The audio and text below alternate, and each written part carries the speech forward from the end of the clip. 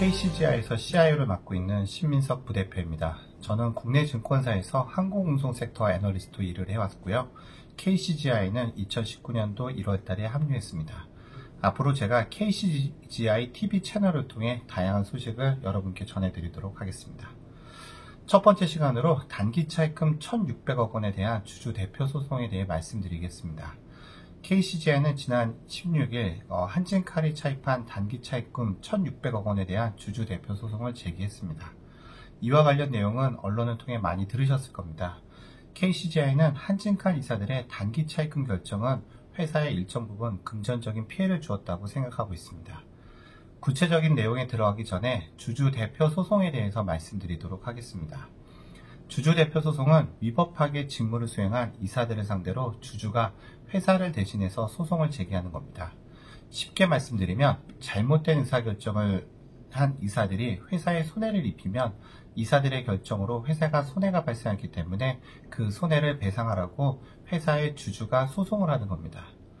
그렇다면 지난해 연말 차입한 1,600억 원의 단기 차입금 결정이 왜 잘못되었나 라는 부분에 대해 설명하도록 하겠습니다. 2018년도 12월 한진칼 이사회는 1,600억 원 단기 차입금 조달을 결정하면서 두 가지 목적을 제시했습니다. 첫 번째는 차입금을 상환하기 위해 미리 다른 차입금을 빌려 현금을 확보하겠다는 것과 두 번째는 운영자금으로 활용하기 위한 것이라고 했었습니다. 하지만 저희 KCGI 생각은 조금 다릅니다. 우선 첫 번째로 한진칼이 차입한 1,600억 원을 이 왼쪽에 있는 목적대로 사용하지 않았다고 생각합니다. 그리고 두 번째로 해당 차입의 본질은 자산 총액을 2조 원을 만들어 감사위원회를 설립하기 위한 것이라고 생각하고 있습니다. 감사위원회 제도가 최대 주주에게 유리하기 때문에 이 두 가지 주장에 대해 조금 더 말씀드리도록 하겠습니다. 먼저 감사위원회란 무엇일까? 사실 감사와 감사위원회의 역할은 차이가 없습니다. 회사의 경영과 관련된 사항을 결정하는 이사들이 제대로 일을 하지 못했을 경우에 감사하고 조사하는 역할을 하는 사람들입니다. 그러면 감사와 감사위원회 차이는 무엇일까요? 감사는 한 명으로 운영됩니다. 하지만 감사위원회는 3명 이상으로 운영되고 자산 총액이 2조 원 이상 넘으면 필수적으로 채택을 해야 하는 제도입니다. 감사위원회는 자산 규모 2조 원이라는 숫자, 감사와 감사위원을 선발하는 방식의 차이에 주목할 필요가 있는데요. 감사 선임 시에는 특수관계인이 포함되어 있는 조양호 회장님의 당시 조양호 회장님의 일가 의결권이 3%에 묶이게 됩니다. 하지만 조양호 회장님의 일가가 지분 28.95%의 의결을 가지고 있지만 3%밖에 행사하기 없다는 것이죠. 쉽게 생각하면 내가 투표권을 29표를 가지고 있다 하더라도 그 중에 3표밖에 행사할 수 없다는 겁니다. 하지만 감사위원회 제도가 바뀐다 그러면은 감사위원회에 소속되어 있는 위원은 주주총회에서 선발된 사내이사와 사회이사에서 선발하는 것을 원칙으로 합니다. 사내와 사회이사를 선발할 때에는 대주주의 투표권 제한이 없습니다.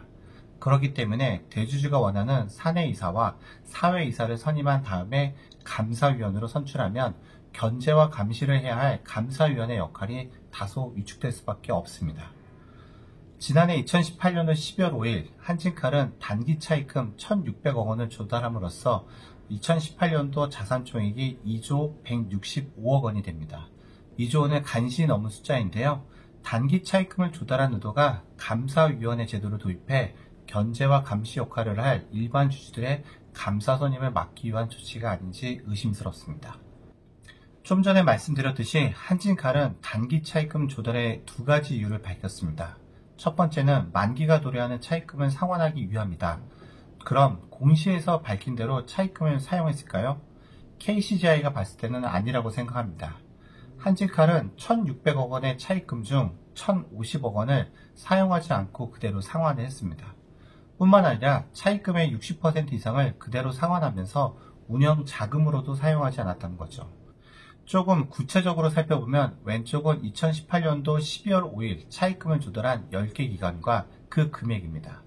오른쪽은 2019년도 3월 분기 사업보고서를 통해 파악한 차입금들의 상태입니다. 이렇게 보면 좀 더 확연해집니다. 유한타증권, 삼성증권, 키움저축은행 등에서 빌린 차입금은 잠시 회사 예금을 가지고 있다가 그대로 상환한 것으로 보실 수 있습니다. 이렇게 사용하지 않고 그대로 상환한 금액이 단기 차입금 1,600억 원 중에 1,050억 원이나 달합니다. 결국 불필요한 차입을 통해서 이사회 멤버들은 그 이자 비용만큼 회사에 손해를 끼친 게 아닌가 생각이 됩니다. 현재 단기 차입금에 대한 주주 대표 소송을 진행 중입니다. 결과가 어떻게 나올지 섣불리 예견할 수는 없지만 소송을 통해서 저희 KCGI가 승소하더라도 배상액은 전부 한진칼에 귀속이 됩니다. KCGI를 위한 소송이 아닙니다. 2대 주주로서 견제와 감시 업무는 당연한 권리라 생각하기에 소송을 진행하는 겁니다. 1,600억 원의 단기 차입금 지급 결정에 대해 손해배상 청구는 여기까지 하겠습니다. 복잡한 내용들을 세 줄로 간단하게 요약을 드리면 한진칼 이사회는 12월 말에 1,600억 원을 조달했고 그중 3개월 만에 1,050억 원을 그대로 상환을 했습니다. 2018년 말 시점으로 자산 총액을 2조 원 이상 만들어 감사제도를 감사위원회로 바꿔 주주총회에서 유리한 고지를 점하기 위함이 아닌가 생각이 됩니다. 감사위원회는 바꾸기 위해 이사회 멤버는 회사의 이자 비용만큼 손해를 입혔을 뿐만 아니라 대주주가 아닌 나머지 주주들을 그들의 독단적인 결정으로 인해 권리를 침해를 받았다 저희는 생각하고 있습니다.